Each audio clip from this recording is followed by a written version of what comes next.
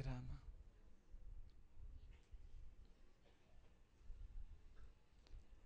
ಎಲ್ಲೆಲ್ಲಿ ಅಡ್ಡಾಡುವುದನ್ನ ಮನವು, ಅಲ್ಲಲ್ಲಿ ಕಾಣಲೈ ಗುರು ನಿನ್ನ ತನುವು. ಎಲ್ಲಿ ತಲೆಬಾಗಿಸುವೆನಲ್ಲಲ್ಲಿ ನಿತ್ಯ, ಕಾಣಲೈ ಗುರು ನಿನ್ನ ಪದಕಮಲ ಸತ್ಯ.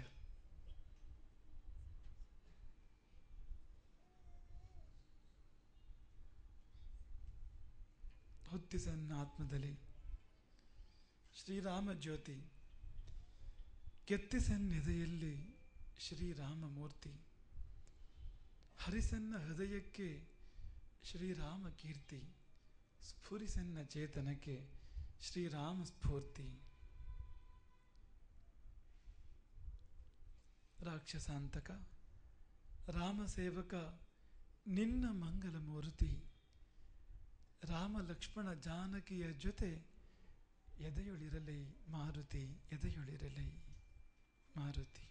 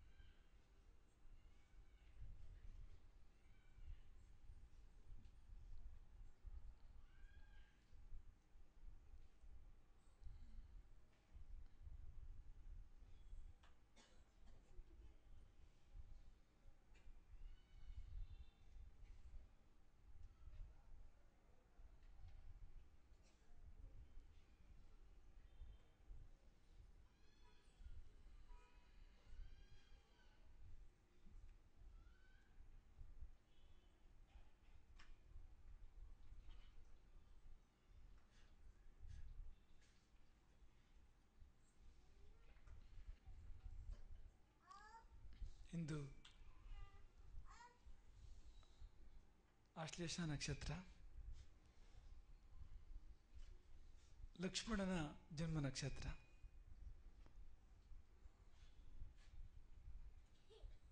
ರಾಮನ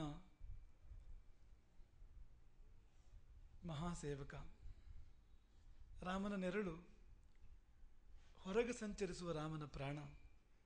ನಿತ್ಯಂ ಪ್ರಾಣೋ ಬಹಿಶ್ಚರಃ, ಎದೆಯೊಳಗಿರುವುದು ಪ್ರಾಣ, ಹೃದಯ ಪ್ರಾಣ ಅಂತ. ಆದರೆ ರಾಮನ ಪ್ರಾಣ ಹೊರಗೆ ಸಂಚರಿಸ್ತಾ ಇತ್ತು ಲಕ್ಷ್ಮಣನ ರೂಪದಲ್ಲಿ. ಆಶ್ಲೇಷ ನಕ್ಷತ್ರಕ್ಕೆ ಅಧಿದೇವತೆ ಸರ್ಪ, ಆಶ್ಲೇಷ ಬಲ್ಲಿಂತ ಮಾಡ್ತಾರೆ. ಸರ್ಪ ದೇವತಾಕವಾದ ನಕ್ಷತ್ರ ಅದು. ಲಕ್ಷ್ಮಣ ಶೇಷಾವತಾರ, ಅವನು ಸರ್ಪಾವತಾರ, ಅವನು ಶೇಷ ಶಯನ ಭಗವಂತ. ಅವನ ಶಯ್ಯೆ, ಅವನ ಶಯನ ಆದಿಶೇಷ, ಶೇಷಾವತಾರ ಲಕ್ಷ್ಮಣ. ಹಾಗಾಗಿ ರಾಮಾಯಣದ ಕೊಟ್ಟ ಕೊನೆಯಲ್ಲಿ ನಾವು ಕೇಳ್ತೇವೆ, ಲಕ್ಷ್ಮಣನ ಅವತಾರದ ಪರಿಸಮಾಪ್ತಿ ಆಗುವುದು ಹಾಗೆ. ಸರಿಯೂ ತೀರದಲ್ಲಿ ತನ್ನ ದೇಹದ ಎಲ್ಲ ಸ್ರೋತಸ್ಸುಗಳನ್ನು ಆತ ನಿರೋಧಿಸಿ ಯೋಗಸ್ಥನಾಗಿ ಕುಳಿತಾಗ ಆತನ ಬಾಯಿಂದ ಹೊರ ಹರಿದು ಬಂತು ಒಂದು ಮಹಾಸರ್ಪ. ಅದು ವಿಲೀನವಾಗಿ ಹೋಯಿತು ರಾಮನಲ್ಲಿ, ಆದಿಮೂಲದಲ್ಲಿ. ಅಂಥ ಲಕ್ಷ್ಮಣನ ಜನ್ಮ ನಕ್ಷತ್ರ ಇಂದು. ನಿನ್ನೆ ಪುಷ್ಯ ನಕ್ಷತ್ರ, ಅದು ಭರತನ ಜನ್ಮ ನಕ್ಷತ್ರ. ಪುಷ್ಯ ಜಾತಸ್ತು ಭರತಃ ಮೀನಲಗ್ನೆ ಪ್ರಸನ್ನಧೇಹಿ. ಮೊನ್ನೆ ಪುನರ್ವಸು ನಕ್ಷತ್ರ, ಅದು ರಾಮನ ಜನ್ಮ ನಕ್ಷತ್ರ. ಹಾಗಾಗಿ ಮೊನ್ನೆ ರಾಮನ ಜನ್ಮ ನಕ್ಷತ್ರ, ನಿನ್ನೆ ಭರತನ ಜನ್ಮ ನಕ್ಷತ್ರ, ಇಂದು ಆಶ್ಲೇಷ ನಕ್ಷತ್ರ. ಲಕ್ಷ್ಮಣ ಮತ್ತು ಶತ್ರುಘ್ನ ಅವರಿಬ್ಬರು ಕೂಡ ಅವಳಿ ಜವಳಿ ಯಮಳರು, ಅವರಿಬ್ಬರು ಕೂಡ ಅವರಿಬ್ಬರ ಜನ್ಮ ನಕ್ಷತ್ರ. ಹಾಗಾಗಿ 4 ಸಹೋದರರು 3 ನಕ್ಷತ್ರಗಳಾಗಿ, 3 ತಾಯಂದಿರ ಮಕ್ಕಳಾಗಿ ಭೂಮಿಯಲ್ಲಿ ಬೆಳಗಿದವರು. ಅವರ ನೆನಪನ್ನು ಮಾಡ್ತಾ, ಅವರ ಹಾಗೆ ಆ 4 ಸಹೋದರರ ಹಾಗೆ ನಾವೆಲ್ಲ ಒಂದಾಗಿರೋಣ. ಅವರು ಹೇಗೆ ಎಂದೂ ಕೂಡ ಬೇರೆಯಾಗಲಿಲ್ವ? ಸಾಕ್ಷಾತ್ ವಿಷ್ಣುರ್ ಮಿನಿರ್ವೃತ್ತ ಚತ್ವಾರ ಇವ ಬಾಹವಃ. ಆ 4 ಸಹೋದರರನ್ನು ವಾಲ್ಮೀಕಿಗಳು ವರ್ಣನೆ ಮಾಡೋದು ಹಾಗೆ, ವಿಷ್ಣುವಿನ 4 ಭುಜಗಳಿದ್ದ ಹಾಗೆ ಇದ್ದರು ಅಂತ. ಆ ಭುಜಗಳಲ್ಲಿ ಕಲಹ ಎಂದಾರು ಉಂಟಾಗೋದಿಯಾ?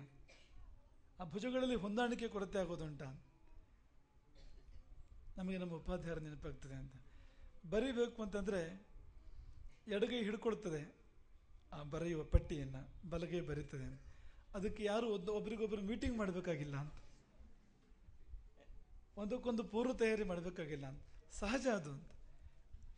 ಒಂದು ಕಾರ್ಯೋನ್ಮುಖವಾದಾಗ ಮತ್ತೊಂದು ಸಹಕಾರಿಯಾಗ್ತದೆ ಅಂತ. ಹಾಗೆ ಆ 4 ಸಹೋದರರು ವಿಷ್ಣುವಿನ 4 ಭುಜಗಳಿದ್ದಂತೆ ಇದ್ರು ಅಂತ ರಾಮಾಯಣ ವರ್ಣನೆ ಮಾಡ್ತದೆ. ನಮಗೆಲ್ಲರಿಗೂ ನಿಮಗೆಲ್ಲರಿಗೂ ನಾವು ಹೇಳೋದನ್ನೇ, ಅಂಥ ಒಂದು ಸಾಮರಸ್ಯವನ್ನು, ಅಂಥ ಒಂದು ಐಕ್ಯವನ್ನು, ಅಂಥ ಪರಸ್ಪರ ಪ್ರೀತಿಯನ್ನು ನಮಗೆ ಆ ಆದರ್ಶ ಸಹೋದರರು ಕೊಡಬೇಕು. ಇಂದು ತಾನೇ ರಾಮಾಯಣದಲ್ಲಿ ನಾವು ಅವಲೋಕನ ಮಾಡ್ತಾ ಇದ್ದೆವು. ರಾಮ ಚಿತ್ರಕೂಟದಲ್ಲಿದ್ದಾನೆ. ಆತನ ಹುಡುಕಿಕೊಂಡು ಭರತ ಬರ್ತಾ ಇದ್ದಾನೆ. ಭರತನ ಸೇನೆ ಕಾಣಿಸಿತು ಲಕ್ಷ್ಮಣನ ಕಣ್ಣಿಗೆ. ಸಿಟ್ಟು ಬಂತು. ಭರತ ಕಾಡಿನಲ್ಲಿರುವ ರಾಮನನ್ನ ಏನೋ ಮಾಡಿ ತನ್ನ ರಾಜ್ಯವನ್ನು ನಿಷ್ಕಂಟಕ ಮಾಡಬೇಕು ಅಂತ ಬಂದಿದ್ದಾನೆ, ಉದ್ದೇಶದಿಂದ ಬಂದಿದ್ದಾನೆ ಅಂತ ಅಂದ್ಕೊಂಡು ಲಕ್ಷ್ಮಣ ಕ್ರೋಧದಿಂದ ಒಂದು ಕೂಗು ಹಾಕಿದಾಗ ಅಣ್ಣ ರಾಮ ಲಕ್ಷ್ಮಣನಿಗೆ ಬುದ್ಧಿ ಹೇಳ್ತಾನೆ. ಆ ಹೇಳ್ತಾ ಹೇಳ್ತಾ ಮಧ್ಯೆ ಒಂದು ಮಾತನ್ನು ಹೇಳ್ತಾನೆ, ಲಕ್ಷ್ಮಣ, ನಿನಗಿಲ್ಲದ್ದು, ಭರತನಿಗಿಲ್ಲದ್ದು, ಲಕ್ಷ್ಮಣನಿಗಿಲ್ಲದ್ದು, ನೀವು 3 ಜನರಿಗೆ ಇಲ್ಲದೆ ಇರೋದು ಯಾವ್ದಾದ್ರು ನನಗಿದ್ದರೆ, ನನಗೆ ಸಿಕ್ಕಿದ್ರೆ ಅದನ್ನು ಅಗ್ನಿ ಭಸ್ಮ ಮಾಡಲಿ. ಭಸ್ಮದತ್ ಕುರುತಾಂ ಶಖೀನ್, ನಿಮಗಿಲ್ಲದ್ದು ನನಗೆ ಬೇಡ, ನಿಮಗಿಲ್ಲದ್ದು ನನಗೆ ಬೇಡ. ಹಾಗಾಗಿ ಸೀತೆ ಅಗ್ನಿ ಪ್ರವೇಶ ಮಾಡಬೇಕಾಯ್ತೋ ಏನೋ, ಬಹುಶಃ ರಾಮನ ಆ ಮಾತಿಂದಾಗಿ ಸೀತೆ ಅಗ್ನಿ ಪ್ರವೇಶ ಮಾಡಬೇಕಾಯ್ತೋ ಏನೋ ಅಂತ ಮಾತನ್ನು ರಾಮ ಆಡ್ತಾನೆ. ಅಂಥ ಒಂದು ಪ್ರೀತಿಯನ್ನು ನಾವೆಲ್ಲರೂ ಒಬ್ರಿಗೊಬ್ರು ತಾಳ್ಕೊಂಡಿರಬೇಕು ಎನ್ನುವ ಒಂದು ಭಾವದೊಂದಿಗೆ ಇಂದಿನ ಮಾತನ್ನು ನಾವು ಆರಂಭ ಮಾಡ್ತಾ ಇದ್ದೇವೆ. ರಾಮಾಯಣ ಅಯನ ಅಂದರೆ ಪ್ರಯಾಣ ಅಂತ, ಯಾನ ಅಂತ. ರಾಮಾಯಣ ಅಂದರೆ ರಾಮನ ಯಾನ, ರಾಮನ ಯಾನ, ರಾಮನ ತಿರುಗಾಟ. ವೈಕುಂಠದಿಂದ ರಾಮ ಭೂಮಿಗೆ ಬಂದು ಕೊಂಚ ಹೊತ್ತು ಇಲ್ಲಿದ್ದು ಹೋಗಿದ್ದು, ಕೊಂಚ ಹೊತ್ತು ಸಮಯ ಇಲ್ಲಿ ಇದ್ದು ಹೋಗಿದ್ದು. ಆ ತಿರುಗಾಟವೇ, ಆ ಅಯನವನ್ನೇ, ಆ ಯಾನವನ್ನೇ ರಾಮಾಯಣ ಅಂತ ಕರೀತಾರೆ. ಅಯನ ಅಂದರೆ ಮಾರ್ಗ ಅಂತ, ರಾಮನ ಹಾದಿ ಅಂತ, ರಾಮನ ಪ್ರಯಾಣ, ರಾಮನ ಹಾದಿ ಅಂತ ರಾಮಾಯಣ ಅಂದರೆ. ಈ ಪಾರಾಯಣ ಅಂದ್ರೂ ಕೂಡ ಅದೇ. ಪಾರಾಯಣ ಅಂದರೆ ಏನು ಅಂದರೆ ರಾಮನ ಹಾದಿಯಲ್ಲಿ ರಾಮನೊಟ್ಟಿಗೆ ಹೋಗೋದು ಅಂತ, ರಾಮನೊಟ್ಟಿಗೆ ಹೋಗೋದು ಅಂತ, ಅದೇ ಪಾರಾಯಣ ಅಂದರೆ. ಅಯನಂ ಅಂದರೆ ದಾರಿ, ಪರಂ ಅಂದರೆ ಶ್ರೇಷ್ಠ ಅಂತ.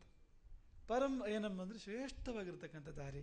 ಯಾವ ದಾರಿ ಅಂದರೆ ರಾಮ ಹೋದ ದಾರಿ, ರಾಮ ಸಂಚರಿಸಿದ ದಾರಿ, ಅದೇ ಪ್ರಯಾಣ, ಅದೇ ಪಾರಾಯಣ.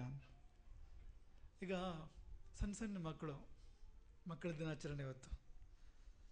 ಸಣ್ಣ ಸಣ್ಣ ಮಕ್ಕಳು ಅಪ್ಪ ಹೊರಟು ನಿಂತರೆ ಅಥವಾ ಅಮ್ಮ ಹೊರಟು ನಿಂತರೆ ಆ ಮಕ್ಕಳು ರಾಗ ಎಳೆಯೋದೇನು? ನಾನೂ ಬರಲಾ ತಾನೆ, ನನ್ನೂ ಕರ್ಕೊಂಡೋಗಿ, ನಾನು ಬರಲಾ, ನಾನು ಬರ್ತೇನೆ, ಹಾಗೆ ತಾನೆ ಮಕ್ಕಳು ಹೇಳೋದು. ಹಾಗೆ ಜಗತ್ತಿನ ತಂದೆಗೆ, ರಾಮನಿಗೆ ನಾವೆಲ್ಲ ಮಕ್ಕಳು ಹೇಳುವಂಥದ್ದು, ನಾನು ನೀನೊಟ್ಟಿಗೆ ಬರ್ತೇನೆ, ನನ್ನನ್ನು ಕರ್ಕೊಂಡು ಹೋಗೋ ಜೊತೆಗೆ. ಅದೇ ಪಾರಾಯಣ ಅಂದರೆ ಅವನ ಜೊತೆಗೆ ನಾವೆಲ್ಲರೂ ಹೋಗುವಂಥದ್ದು. ಅದು ಹೇಗೆ ಅಂದರೆ, ನೀವು ರಾಮಾಯಣ ಪಾರಾಯಣ ಮಾಡಿ, ಅಂದರೆ ರಾಮಾಯಣವನ್ನು ಆರಂಭದಿಂದ ಅವಲೋಕನ ಮಾಡ್ತಾ ಹೋಗಿ, ರಾಮನ ಜೊತೆಗೇ ನಾವು ಹೋದ ಅನುಭವ ಬರ್ತದೆ ಅಂತ. ರಾಮ ಜನ್ಮದಿಂದ ಆರಂಭ ಮಾಡಿ ರಾಮನ ಜೊತೆಗೇ ನಾವು ಹೋಗ್ತಾ ಇರ್ತೇವೆ. ರಾಮ ಯಜ್ಞ ರಕ್ಷಣೆಗಾಗಿ ಸಿದ್ಧಾಶ್ರಮಕ್ಕೆ ಹೋಗ್ತಾನೆ ಬಾಲ್ಯದಲ್ಲಿ, ನಾವು ಜೊತೆಗೆ ಹೋಗ್ತೇವೆ. ಅಲ್ಲಿ ದಾರಿಯಲ್ಲಿ ತಾಟಕೆ ಸಂಹಾರ ಮಾಡ್ತಾನೆ, ನಾವು ನೋಡ್ತೇವೆ ಅದನ್ನು, ತಾಟಕೆ ಸಂಹಾರ ಆಗೋದನ್ನು. ಸಿದ್ಧಾಶ್ರಮಕ್ಕೆ ಹೋಗ್ತಾನೆ, ರಾಕ್ಷಸ ನಿಗ್ರಹ ಮಾಡ್ತಾನೆ, ನಮ್ಮ ಕಣ್ಮುಂದೆ ನಡೀತದೆ ಘಟನೆ ಇದು. ಹೀಗೆ ರಾಮಾಯಣದಲ್ಲಿ ರಾಮ ಎಲ್ಲೆಲ್ಲಿ ಹೋಗ್ತಾನೋ ಜೊತೆಗೆ ನಾವು ಹೋಗ್ತೇವೆ. ಅವನು ಮಾಡಿದ್ದೆಲ್ಲ ನೋಡ್ತೇವೆ, ಅವನು ಮಾಡಿದ್ದೆಲ್ಲ ನೋಡ್ತೇವೆ. ಅದೇ ರಾಮಾಯಣ ಪಾರಾಯಣ ಅಂದರೆ.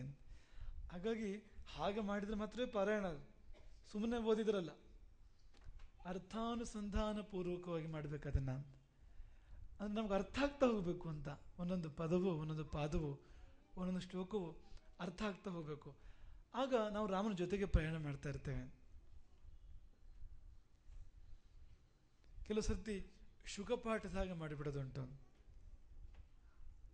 ಶುಕಪಾಠದಾಗ ಅರ್ಥ ಆಗೋದಿಲ್ಲ, ಒಟ್ಟು ಓದ್ಬಿಡೋದು ಅಂತ.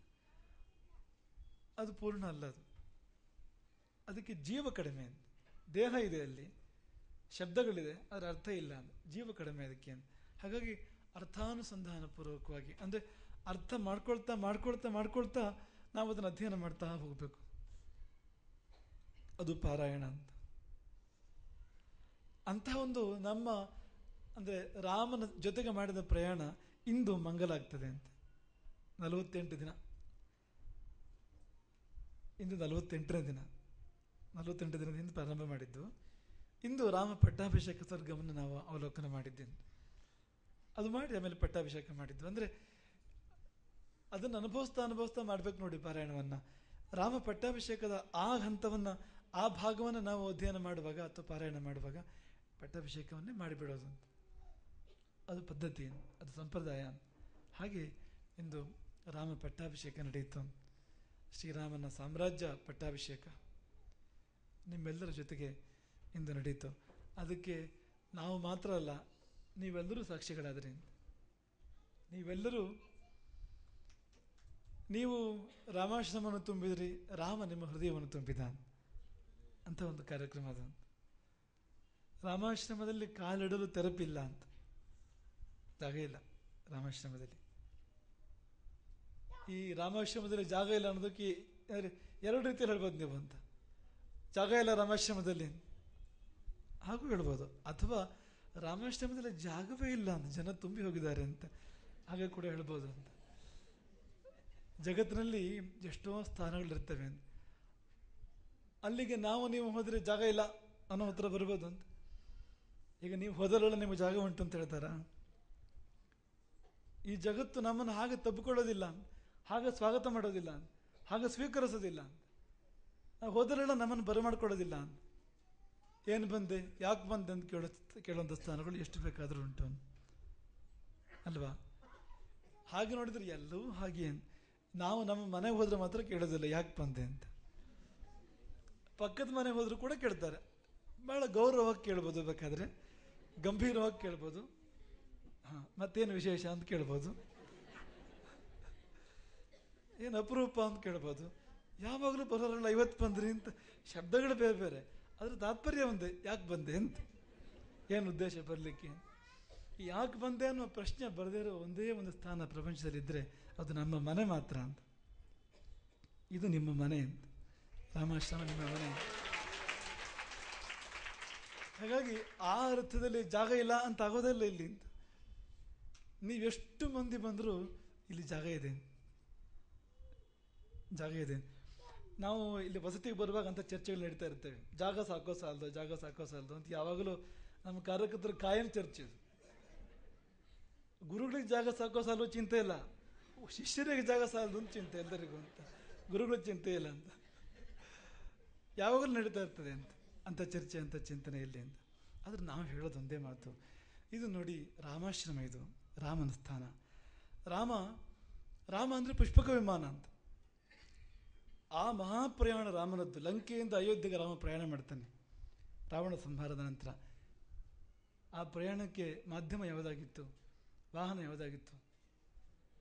ಪುಷ್ಪಕ ವಿಮಾನ. ಪುಷ್ಪಕ ವಿಮಾನದಲ್ಲಿ ಕುಳಿತು ರಾಮ ಲಂಕೆಯಿಂದ ಅಯೋಧ್ಯೆಗೆ ಪ್ರಯಾಣ ಮಾಡ್ತಾನೆ, ಹೌದಲ್ವಾ? ರಾಮನ ಜೊತೆಗೆ ಯಾರ್ಯಾರು ಹೋದರು? ಸೀತೆ, ಮತ್ತೆ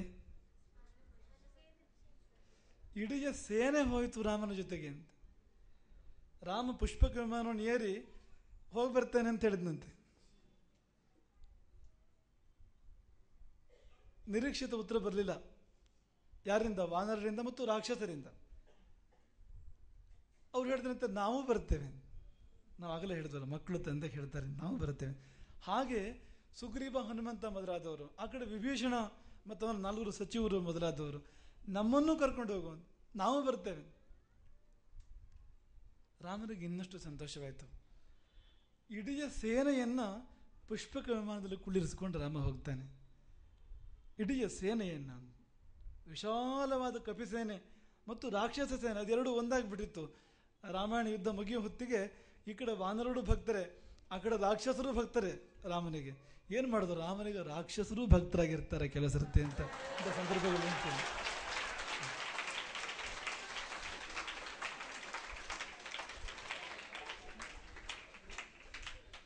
ಹಾಗಾಗಿ ಎಲ್ಲರೂ ನಾವು ರಾಮನೊಟ್ಟಿಗೆ ಬರ್ತೇವೆ ಅನ್ನೋರು ಅಂತ.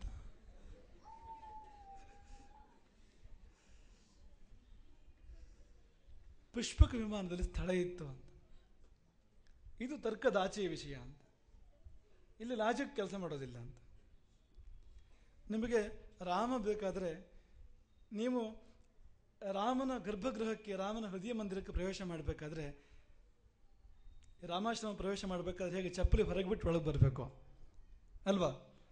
ರಾಮಾಶ್ರಮ ಪ್ರವೇಶ ಮಾಡಬೇಕಾದ್ರೆ ಚಪ್ಪಲಿ ಹೊರಗೆ ಬಿಟ್ಟು ಹೇಗೆ ಒಳಗೆ ಬರಬೇಕು, ಹಾಗೆ ರಾಮ ಸಾನ್ನಿಧ್ಯವನ್ನು ಪ್ರವೇಶ ಮಾಡಬೇಕಾದ್ರೆ ನಮ್ಮ ತರ್ಕವನ್ನು ಹೊರಗಿಟ್ಟು ಒಳಗಡೆ ಬರಬೇಕು ನಾವು.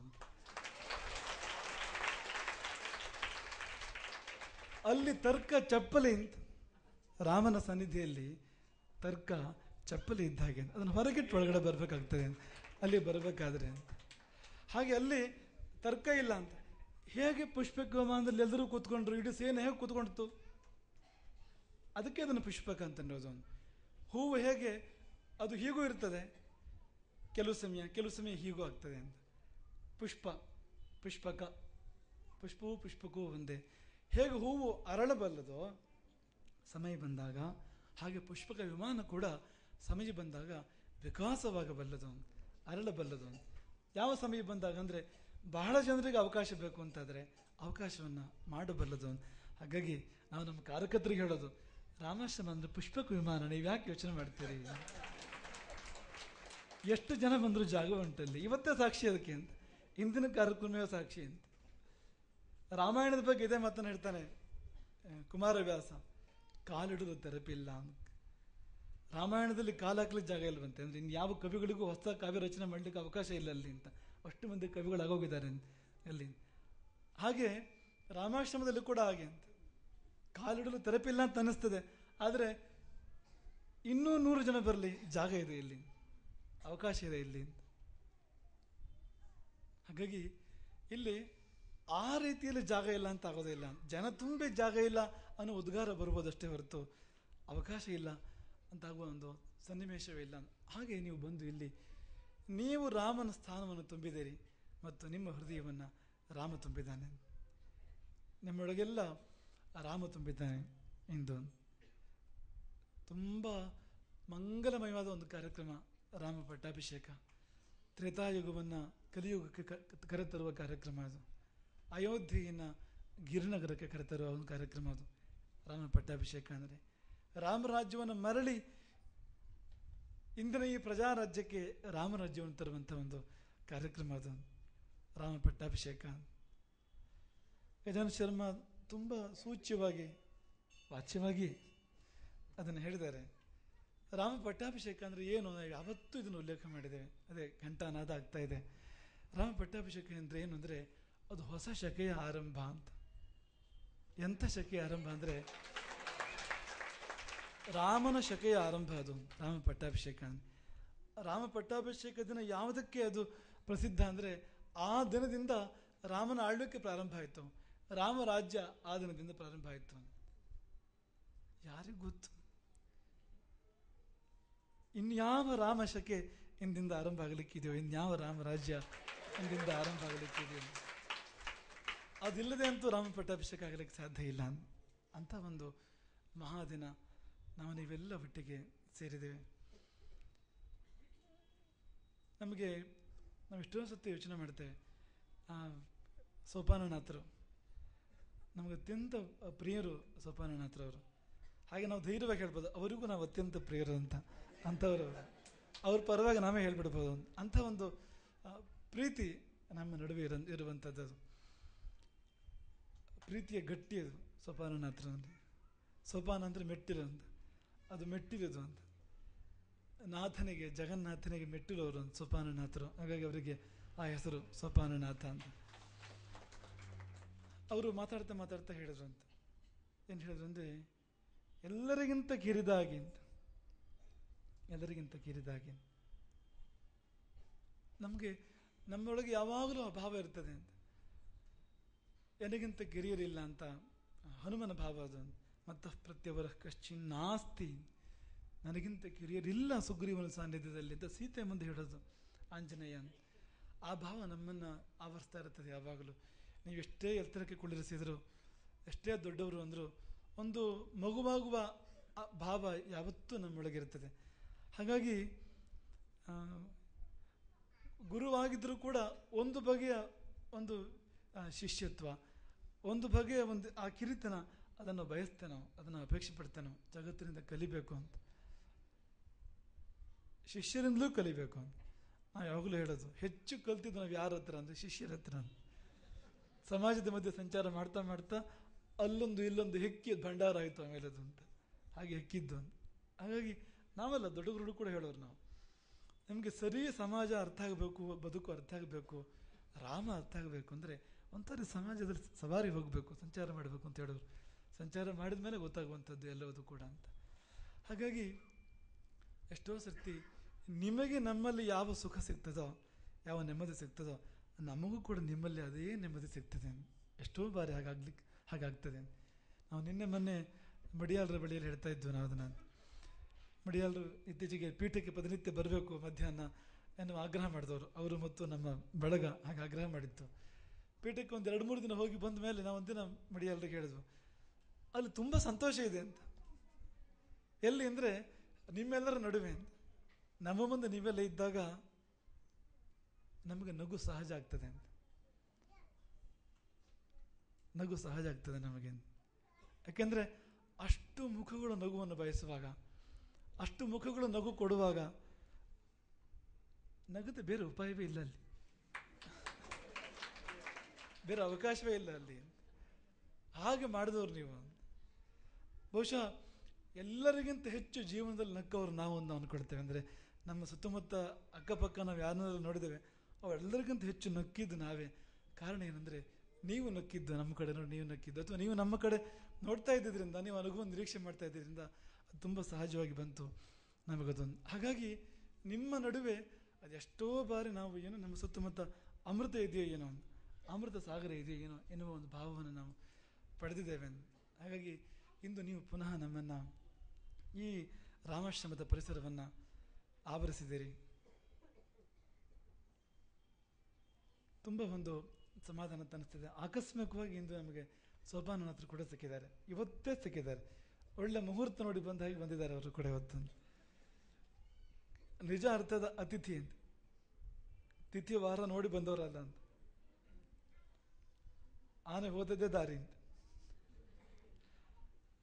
ಅದವರಿಗೆ ತೀರಿಸಿದ್ದಂತ. ಅವರು ಗುಲ್ಬರ್ಗಕ್ಕೆ, ಅಲ್ಲಿ ಗಮಾರಕ್ಕೆ, ಅವರ ಮಠಕ್ಕೆ ನಾವು ಹೋದಾಗ ಯಾವಾಗಲೂ ಹೇಳೋದು, ಅವರ ಆಶೀರ್ವಚನದಲ್ಲಿ ನಮ್ಮನ್ನು ತಮಾಷೆ ಮಾಡೋದು ಯಾವಾಗಲೂ. ಅವರು ಆನೆ ಬಂತು, ಒಂದು ಆನೆ, ಯಾವ ಊರ ಆನೆ ಅವ್ರು ಹೇಳೋದು. ಅವರು ಯಾಕೆ ಇಲ್ಲಿ ಬಂತು, ಹಾದಿ ತಪ್ಪಿ ಬಂತು ಅಂತ, ಇಲ್ಲಿಗೆ ಯಾಕೆ ಬಂದರು ಇವರು ಅಂತ ಅನ್ನೋದಕ್ಕೆ ಅವ್ರು ಹೇಳೋರು. ಹಾಗಾಗಿ ಇವತ್ತು ನಾವು ಅವ್ರಿಗೆ ಹೇಳೋದು ಅಂತ, ಆನೆ ಹೋದಿದ್ದ ದಾರಿ ಅಂತ. ಇವತ್ತು ಬಂದಿದ್ದಾರೆ, ಇವತ್ತಲ್ಲಿ ತಾನಾಗಿ ಸೋಪಾನನಾಥರು. ಅವರ ಒಂದು ಉಪಸ್ಥಿತಿಯನ್ನು ಕೂಡ ನಾವು ತುಂಬ ಹರ್ಷದಿಂದ ಸ್ವೀಕರಿಸ್ತೇವೆ. ರಾಮಾಯಣ ನಮಗೆ ತುಂಬ ಸಂತೋಷವನ್ನು ಕೊಟ್ಟಿರುವಂಥದ್ದು. ರಾಮಕಥೆ ನಾವು ಯಾವಾಗ ಪ್ರಾರಂಭ ಮಾಡಿದ್ವು ಅಂದರೆ, ಒಂದು ಸಮಯದಲ್ಲಿ ನಮಗೆ ಇದೆಲ್ಲ ಸಾಕು ಅಂತ ಅನಿಸುವಾಗ, ಈ ಬಾಹ್ಯ ಪ್ರಪಂಚವೇ ಸಾಕು ಅಂತ ಅನಿಸುವಾಗ ನಾವು ರಾಮಕಥೆಯನ್ನು ಪ್ರಾರಂಭ ಮಾಡಿದ್ದು. ಶಕ್ತಿ ಮೀರಿದ ಪರೀಕ್ಷೆಗಳ ವಿಧಿ ನಿಯಮಿಸಿರಿ, ಶಕ್ತಿ ಮೀರಿದ ಪರೀಕ್ಷೆಗಳ ವಿಧಿ ನಿಯಮಿಸಿರೆ, ಯುಕ್ತಿ ಮೀರಿದ ಪ್ರಶ್ನೆಗಳು ಕೇಳುತ್ತೀರಿ. ವಿಧಿ ಕೆಲವು ಸಾರಿ ಶಕ್ತಿ ಮೀರಿದ ಪರೀಕ್ಷೆಗಳನ್ನು ನೇಮಿಸ್ತಾನೆ ಅಂತ. ಶಕ್ತಿ ಮೀರಿದ ಪರೀಕ್ಷೆಗಳ ವಿಧಿ ನಿಯಮಿಸಿರಿ, ಯುಕ್ತಿ ಮೀರಿದ ಪ್ರಶ್ನೆಗಳ ಕೇಳುತ್ತೀರಿ. ಉತ್ತರ ಇಲ್ಲದೆ ಇರೋ ಪ್ರಶ್ನೆ ಕೇಳಿದರೆ, ಅಥವಾ ಉತ್ತರ ಕೊಡೋಕೆ ಮನಸ್ಸಿಲ್ಲ ಅಂತ ಪ್ರಶ್ನೆ ಕೇಳಿದರೆ, ಹೀನವಾದ ಉತ್ತರ ಅದು ಅಂತ ಪ್ರಶ್ನೆ ಕೇಳಿದರೆ ಏನು ಮಾಡಬೇಕು ಅಂದರೆ, ಚಿತ್ತವನ್ನು ತಿರುಗಿಸೊಳಗಡೆ, ಚಿತ್ತವನ್ನು ತಿರುಗಿಸೊಳಗಡೆ ನೋಡಲ್ಲಿ ಸತ್ವದ ಅಚ್ಛಿನ್ನ ಝರಿ, ಸತ್ವದ ಅಚ್ಛಿನ್ನ ಝರಿ, ಚಿತ್ತದೊಳಗಡೆಗೆ ಸತ್ವದ ಅಚ್ಛಿನ್ನ ಝರಿ ಇದೆ, ಆ ಕಡೆ ತಿರುಗಿ ನೋಡು. ರಾಮಕಥೆ ಪ್ರಾರಂಭ ಆಗಿದ್ದ ಹಾಗೆ. ಪ್ರಪಂಚ ನಿಸ್ಸಾರ ಅಂತ ಅನಿಸಿದಾಗ ನಮಗೆ ನಮಗೆ ನಾವೇ ಅಂತರ್ಮುಖಿ ಆದಾಗ ರಾಮಾಯಣ ನಮಗೆ ಒಂದು ಆಸರೆಯಾಗಿದ್ದು, ರಾಮಾಯಣ ನಮಗೆ ತಂಪನ್ನು ಕೊಟ್ಟಿದ್ದು. ಹಾಗಾಗಿ ರಾಮಕಥೆಯನ್ನು ನಾವು ಪ್ರಾರಂಭ ಮಾಡಿದ್ವು, ಅದರಲ್ಲಿ ಮುಳುಗಿರ್ತಾ ಇದ್ವು ಬಹಳ ಕಾಲ. ಅಂತೂ ನಿಮಗೂ ಗೊತ್ತು, ಆಮೇಲೆ ಗೊತ್ತು, ರಾಮಕಥೆ ಅಂದರೆ ಆ ಸಮಯದಲ್ಲಿ ಬೇರೆ ಯಾವುದೋ ನಮಗೆ ಗೊತ್ತಾಗೋದಿಲ್ಲ ಅನ್ನೋ ಒಂದು ಸನ್ನಿವೇಶ, ಅದು ಮಾತ್ರ ಗೊತ್ತಾಗುತ್ತೆ ಅನ್ನುವಂಥ ಒಂದು ಸನ್ನಿವೇಶ. ಅಂಥ ಒಂದು ಸೌಖ್ಯವನ್ನು ರಾಮಕಥೆ ನಮಗೆ ನೀಡಿದ್ದು. ಮತ್ತು ಇವರೆಲ್ಲ ಸಿಕ್ಕಿದ್ದು ನಮಗೆ ಆ ರಾಮಕಥೆಯಲ್ಲೇ ಇಂತಿಂಥ ಮುತ್ತುಗಳು, ರತ್ನಗಳು ನಮಗೆ ಅಲ್ಲಿ ಸಿಕ್ಕವು. ಪುಟ್ಟ ಪುಟ್ಟ ಮಕ್ಕಳವರೆಗೆ ಅನೇಕ ರತ್ನಗಳು. ಈ ಗಜಾನ್ ಶರ್ಮಾ ಈ ರಾಮಕಥೆಗಿಂತ ಮುಂಚೆ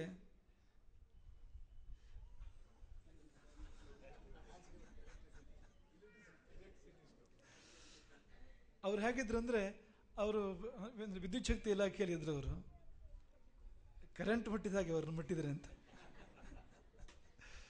ನಿಜವಾಗಿ ಅಂಥ ಒಂದು ಅದ್ಭುತ ಕವಿ.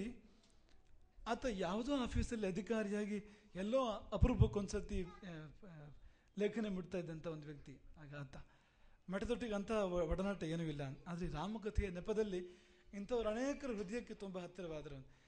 ಇನ್ನೆಂದೂ ಬೇರ್ಪಡಲಿಕ್ಕೆ ಸಾಧ್ಯ ಇಲ್ಲ. ಅಂಥಂಥ ಬಂಧಗಳು ಏರ್ಪಟ್ಟವು, ಅಂಥಂಥ ಕೃತಿಗಳು ಮೂಡಿದ್ವು, ಅಂಥಂಥ ಕ್ಷಣಗಳು ಬಂದವು ಇಲ್ಲಿ. ಹಾಗಾಗಿ ಅಂಥ ಒಂದು ಅಂತರ್ಮುಖತೆಯನ್ನು ಕೊಟ್ಟಿದ್ದು ರಾಮಾಯಣ ನಮಗೆ, ರಾಮಕಥೆ. ಹಾಗಾಗಿ ಪುನಃ ಈಗ ನಾವು ರಾಮಾಯಣ ಪಾರಾಯಣಕ್ಕೆ ಹೊರಟಿದ್ದು. ನಾವು ಮತ್ತೊಮ್ಮೆ ರಾಮಕಥೆ ರಾಮಾಯಣ ಪಾರಾಯಣ ಹೊರಟಿದ್ದು ಯಾಕೆ ಅಂದರೆ, ಮತ್ತೊಮ್ಮೆ ಚಿತ್ತವನ್ನು ತಿರುಗಿಸುವ ಒಳಗಡೆ ಅಂತ ಅನಿಸಿದಾಗ, ನೋಡಲ್ಲಿ ಸತ್ವದ ಅಚ್ಛಿನ್ನ ಝರಿ, ಸತ್ವದ ಅಚ್ಛಿನ್ನ ಪ್ರವಾಹ, ತಡೆಯಿಲ್ಲದ ಪ್ರವಾಹ. ಸ್ಥಿರ ಮನಸ್ಸು ಬೇಕು. ಕೆಲವು ಸಮಯಗಳಲ್ಲಿ ಸ್ಥಿರ ಮನಸ್ಸು ಬೇಕಾಗ್ತದೆ. ನಮಗೊಂದು ಕಗ್ಗ ತುಂಬ ಇಷ್ಟವಾಗ್ತದೆ, ಅದು ನಮಗೂ ಬೇಕು, ನಿಮಗೂ ಬೇಕು. ಈ ಕಗ್ಗ ನೆನಪಿಟ್ಕೊಳ್ಳಿ. ಆ ಕಗ್ಗ ಸ್ಥಿರಚಿತ್ತ ಬೇಕು ಅನ್ನೋದನ್ನು ಹೇಳುವಂಥ ಒಂದು ಕಗ್ಗ ಅದು. ಸ್ಥಿರ ಮನಸ್ಸು ಬೇಕು ನಮಗೆ ಅಂತ ಹೇಳುವಂಥ ಒಂದು ಕಗ್ಗ ಅದು. ತಿರುಗಿಸಲಿ ವಿಧಿರಾಯ ನಿಶ್ಚಯಂ ಯಂತ್ರವನು. ವಿಧಿರಾಯ ಯಂತ್ರವನ್ನು, ಜೀವನ ಯಂತ್ರವನ್ನು ಇಚ್ಛೆಯಂ ತಿರುಗಿಸಲಿ, ತನಗಿಷ್ಟ ಬಂದಾಗ ತಿರುಗಿಸಲಿ ಯಂತ್ರವನ್ನು. ಬುಡ ಮೇಲೆ ಮಾಡಲಿ ಬೇಕಾದ್ರೆ, ತಿರುಗಿಸಿ ಬುಗುರಿ ಹಾಗೆ ಎಸೆಯಲಿ ಬೇಕಾದ್ರೆ, ತಿರುಗಿಸಲಿ ವಿಧಿರಾಯ ನಿಶ್ಚಯಂ ಯಂತ್ರವನ್ನು. ಬದುಕನ್ನೇ ಅಸ್ತವ್ಯಸ್ತ ಮಾಡಲಿ ಬೇಕಾದರೆ, ಚರಿಕೆ ತಾರಾಗ್ರಹಗಳ ಇಚ್ಛೆ ಹೋದಂತೆ. ತಾರಾಗ್ರಹಗಳು, ಗ್ರಹ ನಕ್ಷತ್ರಗಳು ಮನಸ್ಸಿಗೆ ಬಂದಾಗ ಸಂಚಾರ ಮಾಡಲಿ, ಯಾವ ರಾಶಿಯಲ್ಲಿ ಬೇಕಾದ್ರೂ ಸಂಚಾರ ಮಾಡಲಿ.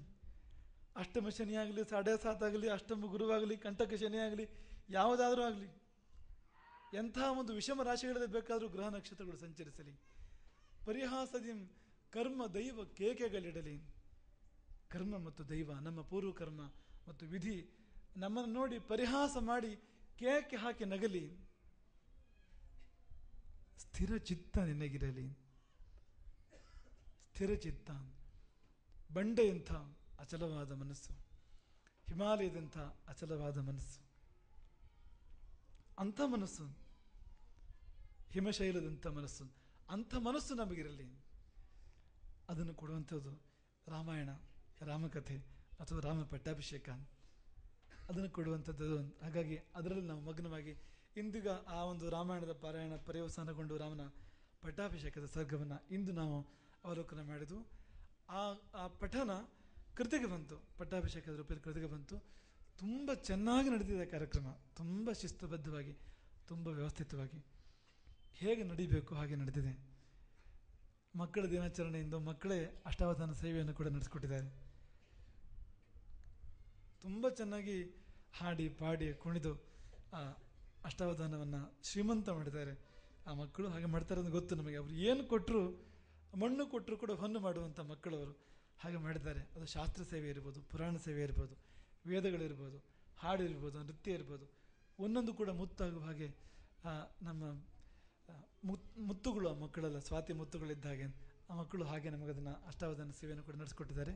ಮತ್ತು ವೈದಿಕರು ಇಡೀ ಆ ರಾಮಾಯಣದ ಒಂದು ಪಟ್ಟಾಭಿಷೇಕದ ಕಾರ್ಯಕ್ರಮವನ್ನು ತುಂಬ ಚೆಂದ ಕಾಣಿಸಿಕೊಟ್ಟಿದ್ದಾರೆ, ತುಂಬ ಚೆನ್ನಾಗಿ ನಡೆಸಿಕೊಟ್ಟಿದ್ದಾರೆ. ನೀವೆಲ್ಲ ನೋಡಿ ಅದನ್ನು ಆಸ್ವಾದನೆ ಮಾಡಿದ್ರಿ. ಇಂದು ಬೆಂಗಳೂರಿನ ಭಾಷೆಯಲ್ಲೇ ಮಾತಾಡಬೇಕು ಅಂದರೆ ಇಂದು ವರ್ಕಿಂಗ್ ಡೇ.